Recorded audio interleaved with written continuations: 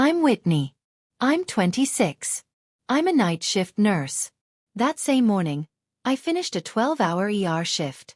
My hands still smelled like latex gloves and hospital soap. My father changed every lock on the house I'd been paying him $1,200 a month to live in. Then he texted me, "Your room is Megan's now. Come get your stuff from the lawn. Don't make a scene." My stuff on the lawn like trash day. By Friday, a sheriff's deputy was standing on his front porch with a stack of papers. What those papers said made my father physically sit down on the steps. But the real damage came 6 weeks later, from a plain white envelope with Internal Revenue Service in the corner. Before I go on, if this story speaks to you, please hit like and subscribe, but only if you truly connect with it. Drop your city and your local time in the comments. I love knowing where you all are when you hear this. Now, let me take you back to a Tuesday in March. The morning everything I thought I knew about family fell apart. I moved back home after nursing school. That was 3 years ago. Not because I couldn't afford rent somewhere else. I could. But because my father, Gerald Warren, sat me down at the kitchen table one Sunday and said, "Why waste money on strangers when you can help family?" It made sense at the time. I was 23, just starting at St. Mary's Community Hospital, working overnight shifts in the ER. The idea of coming home to a place I already knew, with food in the fridge and a washer that didn't eat quarters, it sounded practical, even smart. So, we made an arrangement. $1,200 a month. First of the month. No lease, no contract. Just a handshake and a Zelle transfer. I typed rent in the memo line every single time. $1,200. That was more than a one-bedroom in our part of town. I knew that. But I told myself I was investing in family. Helping with the mortgage, being a good daughter. Here's what being a good daughter looked like. I worked 12-hour night shifts, drove home at 7 o'clock in the morning, and made breakfast for the house before I slept. Eggs, toast, coffee on the table by 7:30. I did laundry on Wednesdays. Cleaned the bathrooms on Saturdays. Took the trash out because nobody else remembered. Nobody said thank you. Not once. I'm not exaggerating. Not once in 3 years. My sister Megan, 23, 2 years younger, lived in the room across the hall. She paid nothing. Zero. I asked my father about it once, carefully.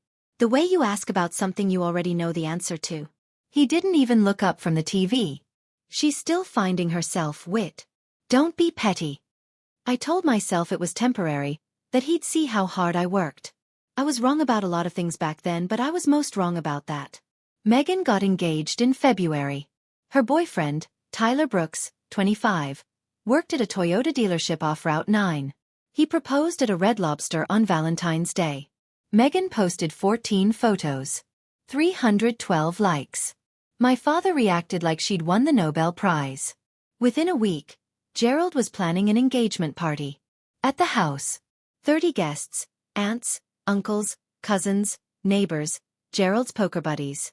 He ordered a custom banner from Etsy. He spent an entire Saturday repainting the living room. Agreeable gray. Megan's choice. I watched him carry paint cans from the garage. 2 years ago, I'd asked him to repaint my bedroom. The ceiling had a brown water stain the size of a dinner plate. He said he'd get to it. He never did. Now here he was. 2 coats, blue painter's tape on every baseboard, whistling while he worked. Megan walked through the living room while I was scrubbing the kitchen floor for the party. "Whit, can you do those little cucumber sandwich things? You're good at this stuff." Not, "Can you help?" Not, "Would you mind?" Just, "You're good at this stuff." I said, "Sure," because I always said sure. The week before the party, I came home from a shift and found Gerald standing in my bedroom doorway with a tape measure. He was measuring the wall where my desk sat a day. "What are you doing?" "Just thinking about storage." He rolled up the tape measure and walked past me without another word. I stood there in the doorway, still in my scrubs, and felt something I couldn't name yet.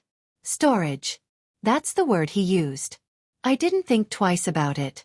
I should have. Tuesday, March 11th. I clocked out of St. Mary's at 6:52 a.m. It had been a hard shift. A motorcycle accident at midnight. A grandmother coding at 3 a.m. We got her back. But barely. My hands were steady for 12 hours. They didn't start shaking until I turned onto my street. I saw the boxes first. Cardboard boxes on the lawn. 3 black trash bags next to them. A laundry basket tipped on its side. My clothes spilling onto the wet grass. My nursing textbook stacked on the walkway. Spines warping in the morning dew. I thought we'd been robbed. Then I saw the lock. New brass, still shiny. I put my key in. It didn't turn. I tried again. Nothing. My phone buzzed. One text from my father. Your room is Megan's now. Come get your stuff from the lawn. Don't make a scene. I read it 3 times. My thumb hovered over the call button. Then a second text came in from my mother. Carol. Honey, your father already decided it's better this way. Better. That's the word she used. Better. I sat down on the porch step. The concrete was cold through my scrubs. My stethoscope was still around my neck. I looked at the lawn. At my clothes. My books. The small wooden box where I kept my college graduation tassel and my grandmother's earrings. It was sitting in a puddle. I sat there for 11 minutes. I know because I watched the clock on my dashboard from where I'd parked. 11 minutes of silence. Then I did something I'd never done in 26 years of being Gerald Warren's daughter. I stopped trying to be the good one. I didn't go inside. Couldn't. Obviously. So I sat in my car and did math. 3 years. 12 months a year. $1,200 a month. $43,200. That's what I'd paid Gerald Warren to live in a room he just gave to my sister's fiancé. No notice. No conversation. No refund. I checked my savings account on my phone. $2,100. That's what 3 years of rent to Dad left me. Not enough for first and last month's rent anywhere decent. Not enough for a security deposit. Not enough for a bed frame. I looked at the lawn again. Some of my things were already ruined. The dew had soaked through the cardboard. A photo album, my nursing school graduation, Grandma Ruth pinning my cap, was dark with moisture along the bottom edge. The pages would curl. They'd never lie flat again. My phone rang. Gerald. I let it ring. 5 rings. Voicemail. He left a message. I played it in the car with the windows up. Whitney, don't be dramatic. Come pick up your things before the neighbors start asking questions. And don't call your grandmother about this. It's none of her business. Don't call your grandmother. He said that like a warning, like he knew exactly who would take my side and wanted to cut her off first. I turned off the engine and stared at the house I'd helped pay for. Stared at the new brass lock, catching the morning light like a middle finger.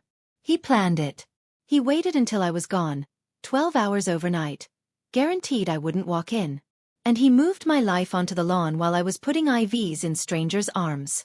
That changed something in me, quietly, permanently. I drove to the hospital, not because I had a shift, but because it was the only place that felt safe. The break room on the 3rd floor has a couch that smells like burnt coffee and vinyl. I sat there and cried. Not sobbing, just leaking. Tears running into my scrubs while I held a paper cup of water I never drank. Donna Castillo found me at 8:15. Donna is a charge nurse on the day shift. 34, Puerto Rican, built like a firecracker, married to a man who argues for a living. She took one look at me and closed the break room door. Talk. I told her everything. The locks. The text. The lawn. The boxes. Donna didn't say, I'm sorry. She didn't say, that's terrible. She asked a question I didn't expect. Did you pay him by Zelle or Venmo? Zelle. Every month. What did you write in the memo? Rent. Donna pulled out her phone and called her husband, Marco, right there. She put it on speaker. Marco Castillo. Real estate attorney. 7 years of practice, specializing in tenant disputes. He asked me 3 questions. Did you have a lease? No. How long had you been paying? 3 years.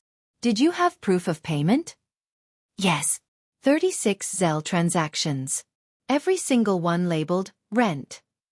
The line went quiet for a moment. He just did an illegal lockout on a tenant at will, Marco said. That's a violation in your state. Doesn't matter that it's family. Doesn't matter, there's no paper lease. I stared at the phone.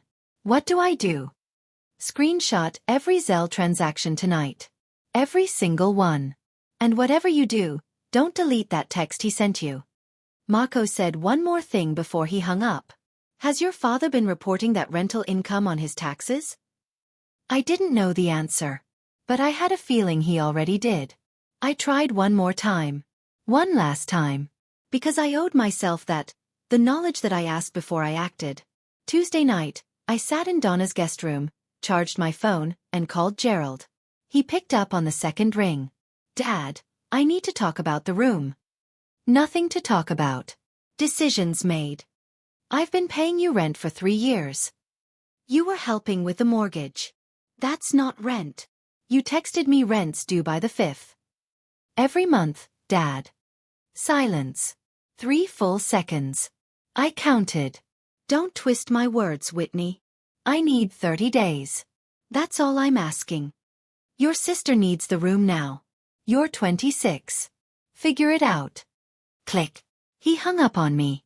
Gerald Warren, the man who taught me to say please and thank you, who spanked me once for slamming a door because we don't disrespect this house, hung up on his daughter for asking for 30 days' notice. I set the phone down on the nightstand. My hands were steady. I noticed that. 10 minutes later, my phone buzzed again. Not Gerald. Megan. Hey, Whit. Can you come get the rest of your stuff tomorrow morning? Tyler's moving his desk in. Tyler's desk. In my room. In the room with the water stain my father never painted over for me, but repainted in 48 hours for my sister. I didn't answer Megan. I opened my banking app instead. I scrolled through 3 years of Zelle transfers. A rhythm as steady as a heartbeat. I took my first screenshot at 9:47 p.m. I didn't stop until I had all 36. Gerald didn't wait. By Wednesday morning, my phone was buzzing with texts from people I hadn't spoken to in months. Aunt Sandra, Gerald's younger sister, lives in Delaware, opinions about everything. Texted at 7:15 a.m. Your dad says you're being difficult about moving out. Honey, Megan's getting married. Just be happy for her. Uncle Rick, Gerald's hunting buddy and brother-in-law, texted 20 minutes later. Gerald says you're demanding money from him. That's not like you, Whit. Demanding money. That's how he told it. I scrolled through the messages. 6 texts from 4 relatives in 2 hours. All variations of the same theme. Whitney is being selfish. Whitney is jealous of Megan. Whitney is making Gerald's life difficult. Nobody texted to ask me what happened. Not one of them called to hear my side. Gerald told his version and the family passed it around like a casserole dish at Thanksgiving. Everyone took a serving. Nobody checked the ingredients. He wasn't just kicking me out. He was rewriting the story so that when I fought back, I'd already be the villain. I sat at Donna's kitchen table and stared at my phone. I could feel the old instinct, the fixer in me, the peacemaker, the girl who always smooths things over. She wanted to call everyone and explain. She wanted to say, that's not what happened. Let me tell you my side. I put the phone face down on the table. Then I picked it up again and opened my Zelle history. 36 transactions.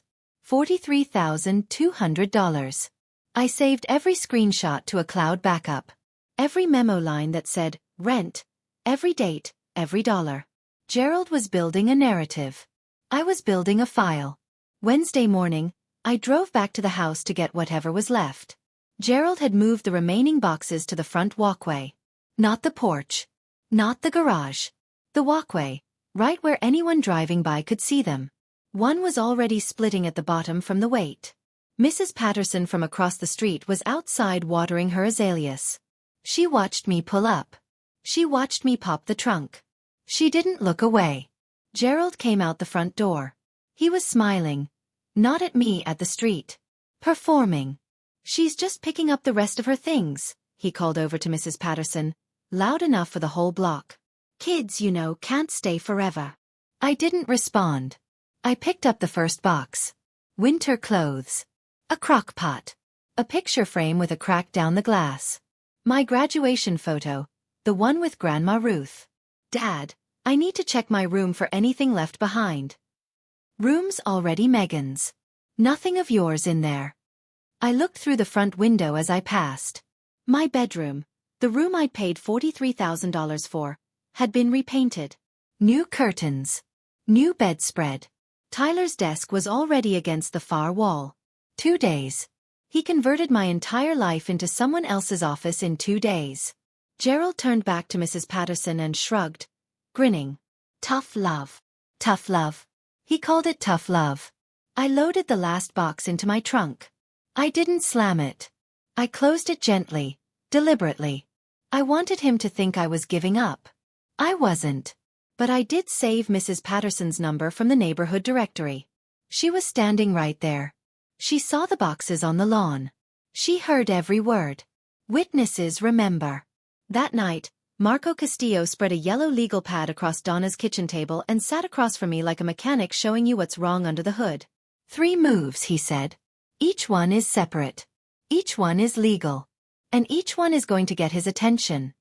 He held up one finger. First, illegal lockout complaint. Your state requires a minimum 30-day written notice to end a tenancy at will. He gave you 0. That's a statutory violation. The court can award damages plus penalties. Second finger. Small claims court.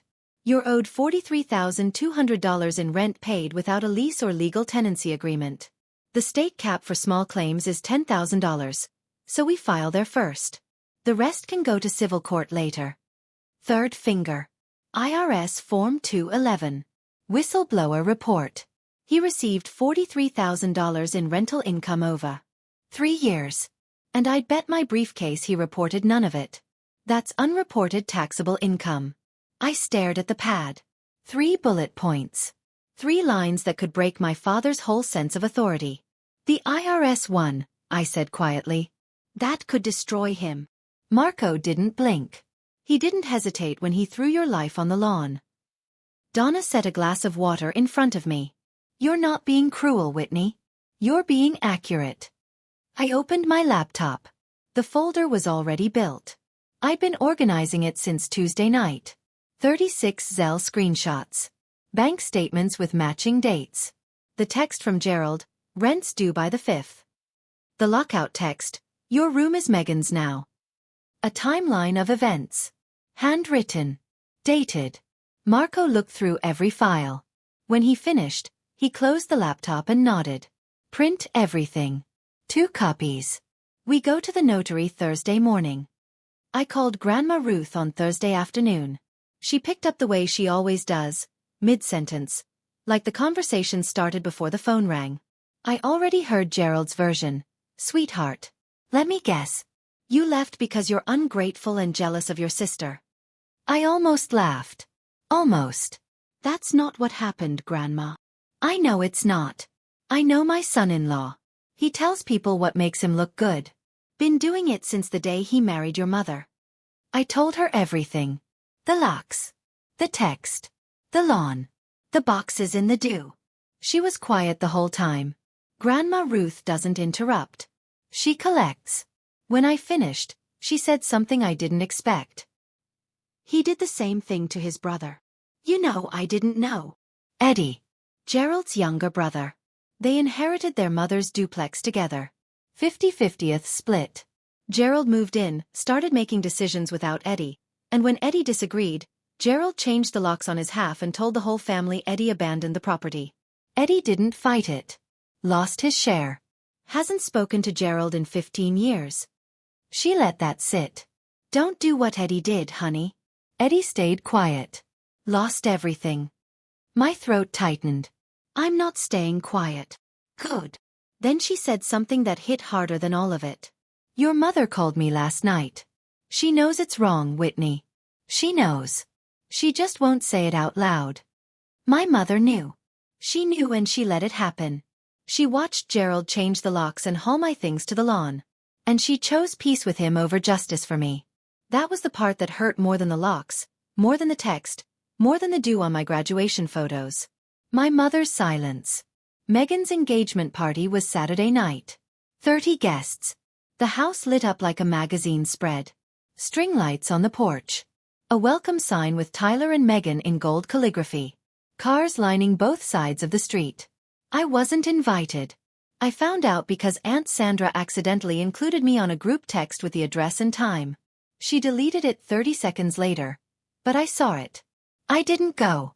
I didn't drive by. I sat in Donna's guest room and watched the clock.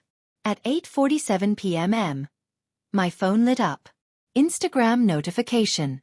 My cousin Jamie, 19, Sandra's youngest, posted a story from inside the party. I tapped it. There was Gerald, standing in the living room, holding a champagne flute, giving a toast. The camera was shaky, the audio tinny, but I heard every word. "Family is everything," he said, smiling. "We take care of each other in this house." 30 people raised their glasses. Behind him, through the open door of what used to be my room, I could see the new curtains, Tyler's desk, a framed photo of Megan and Tyler on the wall where my nursing school diploma used to hang. Gerald lifted his glass higher. "Megan, sweetheart, you deserve the world. This house will always be your home. This house will always be your home." He'd never said that to me in 26 years. In $43,200. Not once. I watched the story twice. Then I closed Instagram and stared at the ceiling. Somewhere across town, in a house I'd helped pay for, my father was toasting to family. In a room he stole from me, in front of 30 people who didn't know or didn't care that his older daughter was sitting alone in a borrowed bed, he toasted to family in the room he took from me. Jamie called me Sunday morning. She sounded uncomfortable, like someone carrying a plate they know they're about to drop. "I need to tell you something, Whit, about what what Uncle Gerald said at the party." "Tell me." "He stood up during the toast and told everyone you moved out because you wanted independence. Said, you didn't even bother to congratulate your sister." His exact words. I closed my eyes. Aunt Sandra backed him up. She said, "Some children only think about themselves." And Uncle Rick just nodded like it was a fact. Did anyone ask about me? My side? No. Nobody. Jamie's voice dropped. It was messed up, Whit. Everyone just believed him. I sat on the edge of the bed and pressed my palm flat against my knee to stop it from bouncing. "There's one more thing," Jamie said. "Tyler was talking to Rick's son about the room. He called it huge. Said it was perfect for a home office. He was bragging about it. A home office. Not even a nursery. Not a room for a future child." Tyler, a car salesman who'd known my family for 11 months, was sitting at a desk in a room I'd paid rent on for 3 years, and he was bragging about the square footage. My father didn't just give away my room. He gave away my name at a party I wasn't invited to. He rewrote 3 years of rent payments into a story about a selfish daughter who couldn't be happy for her sister. And he thought that was the end of it. He thought I'd swallow it the way I'd swallowed everything else. He was about to find out what happens when the quiet daughter stops swallowing. Monday morning, 6:12 a.m. I'd just come off another night shift. 14 hours this time. A pile-up on the interstate. My hands still smelled like betadine. I sat at Donna's kitchen table and opened my laptop. The folder sat on the desktop. I'd named it simply, Case. 36 Zelle screenshots. Bank statements with highlighted transactions. Gerald's texts, screenshotted, time-stamped, backed up to the cloud. The notarized copies Marco helped me prepare. A handwritten timeline of every event since March 11th. Donna came downstairs at 6:30. She saw me sitting there, still in scrubs, staring at the screen. She didn't ask if I was okay. She poured 2 cups of coffee, set one in front of me, and sat down. We didn't talk. She just sat there. Sometimes that's what courage looks like. Someone sitting next to you while you decide. At 6:45, I called Marco. "I'm ready." He didn't hesitate. "Courthouse opens at 8:30. I showered. I put on clean scrubs, the only professional clothes I had that weren't wrinkled in a garbage bag. I dried my hair. I looked at myself in the mirror. I didn't want revenge. I wanted what I was owed. There's a difference. Revenge is loud. Revenge is a phone call at midnight, a scene at a party, a post on Facebook. What I wanted was paperwork, documentation, a judge reading the word rent 36 times in a row and asking my father to explain. I picked up the folder. Donna stood at the door. "I'll be here when you get back." I drove to the courthouse with the windows down. March air cold and sharp. My hands were steady on the wheel. They'd been steady all night. They weren't going to shake now. The county courthouse is a squat brick building on Elm Street with a metal detector at the front door and fluorescent lights that make everyone look tired. I got there at 8:22. There were 4 people ahead of me at the clerk's window. I stood in line holding a manila envelope thick enough to feel important. My scrub top still had the hospital crease. When I reached the counter, a woman with reading glasses and a name tag that said Dolores looked at me the way clerks look at everyone. Patient, flat, ready to be bored. What are we filing today? 3 things, I said. An unlawful eviction complaint, a small claims petition, and I need the forms for an IRS whistleblower report. Dolores raised an eyebrow. Just one. I opened the envelope and laid it out. The Zelle screenshots, 36 pages, in order. The text messages, printed and notarized. The bank statements. The timeline. She put on her reading glasses and flipped through the stack. Slowly, carefully, page by page. This is your father? She asked, reading the text. Your room is Megan's now. Yes, ma'am. She looked up at me, not with pity, with something that almost looked like respect. This is more documentation than most people bring for a divorce. You have a paper trail most landlord-tenant attorneys would envy. He created it himself, I said. Every Zelle memo says, rent. Every text confirms the arrangement. Dolores nodded. Small claims cap in this state is $10,000. You'll want to look into civil court for the remainder. I know. This is the start. She stamped the first form, then the second, then the third. There's a statutory penalty for unlawful lockout, she said, on top of whatever damages you're awarded. I signed my name 3 times. My hand didn't shake once. Friday. 4 days later. I wasn't there when it happened. I was at work, another night shift, another 12 hours of beeping monitors and fluorescent mercy. But Marco called me at 9:14 a.m. with the update. The sheriff's deputy arrived at Gerald's house at 8:45 in the morning. A marked car. A uniform. Broad daylight. Gerald was in the driveway loading folding chairs into the garage, left over from the engagement party, still not put away. Uncle Rick was on the porch drinking coffee. Aunt Sandra was visible through the kitchen window. The deputy walked up the driveway, paperwork in hand. Gerald Warren? Yeah. You've been served. Gerald took the papers. According to Rick, who told Sandra, who told Jamie, who told me, Gerald's face went red before he even finished the first page. He flipped through the stack, standing right there in the driveway. Unlawful eviction complaint. Small claims summons for $10,000. And the IRS referral notice. He sat down on the porch steps hard, like his knees just quit. Rick set down his coffee mug. Gerald, what is it? Gerald didn't answer.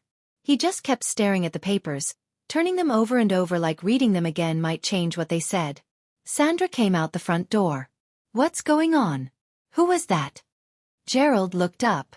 His voice cracked on the first word. She's suing me.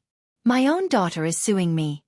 For 30 years, Gerald Warren's word had been law in that family. He decided who ate where at Thanksgiving. He decided when the porch light went off. He decided whose room belonged to whom. On Friday morning, standing in his own driveway with his coffee getting cold, he found out the actual law disagreed. My phone didn't stop ringing all day. Friday, Uncle Rick called first. I picked up.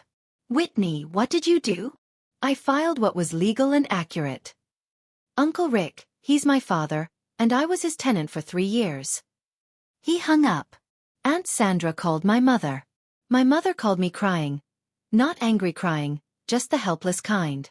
The sound of a woman who spent 30 years avoiding the exact moment she's standing in.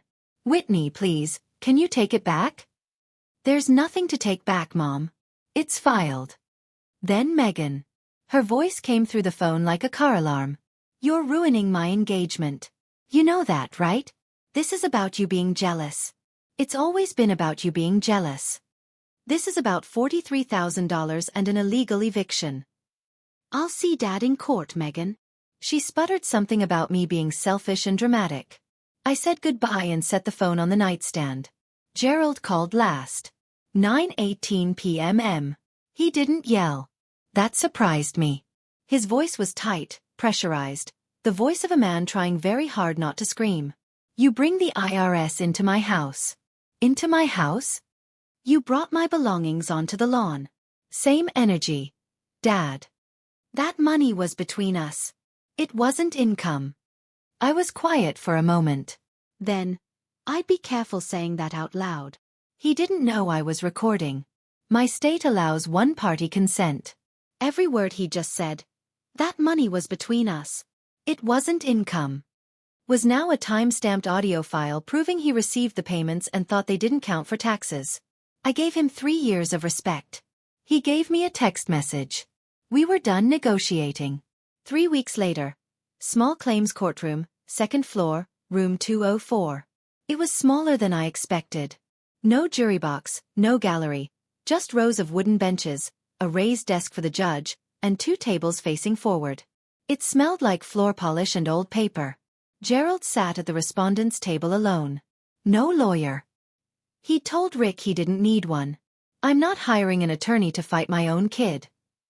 I sat at the petitioner's table with my manila folder and a printed timeline. Marco had prepped me, but couldn't represent me in small claims.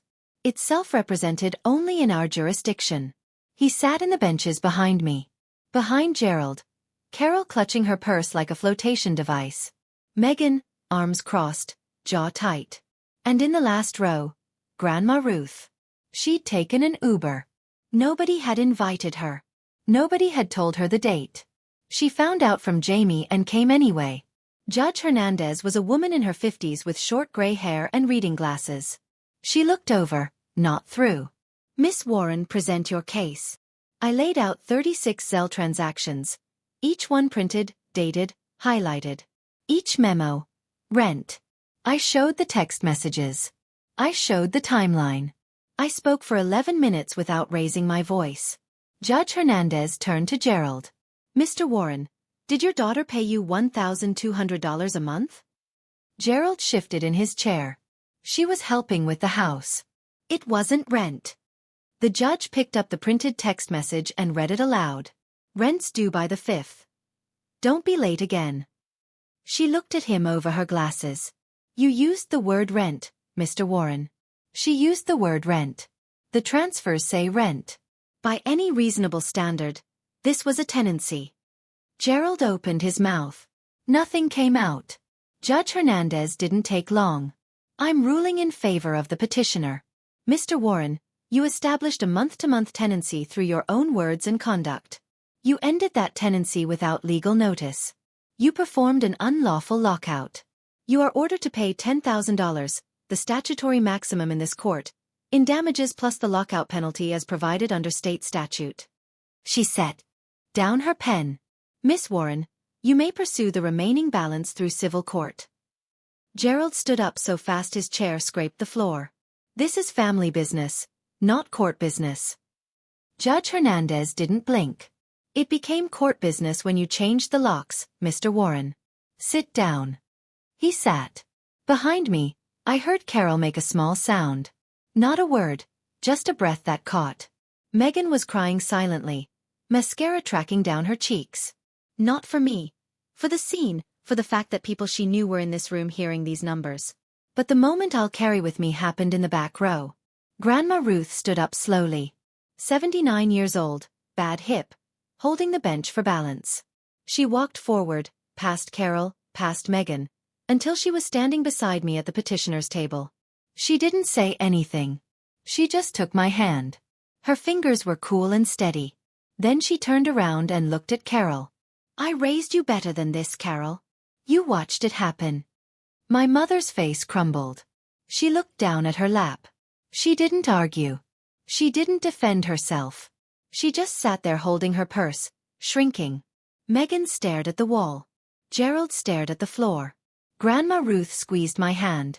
Her voice was low, just for me. Your grandfather would be proud of you, Whitney. That's when I cried. The courtroom was one kind of reckoning. The IRS was another. 6 weeks after the hearing, Gerald opened his mailbox and found a plain white envelope. No logo on the outside, just a return address in Austin, Texas, and the words Internal Revenue Service printed in small, plain type.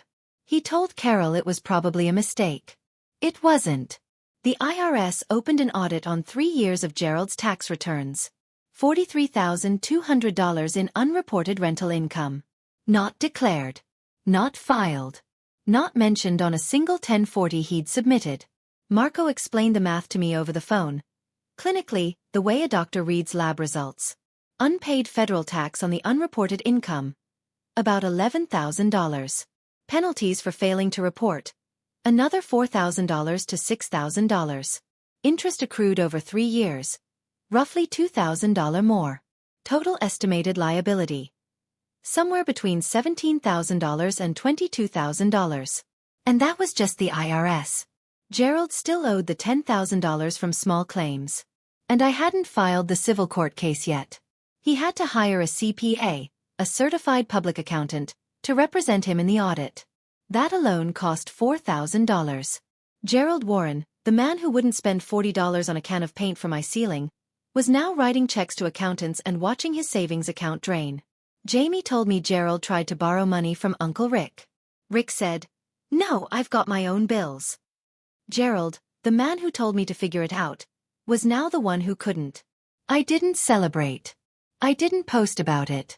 I didn't even tell Donna right away.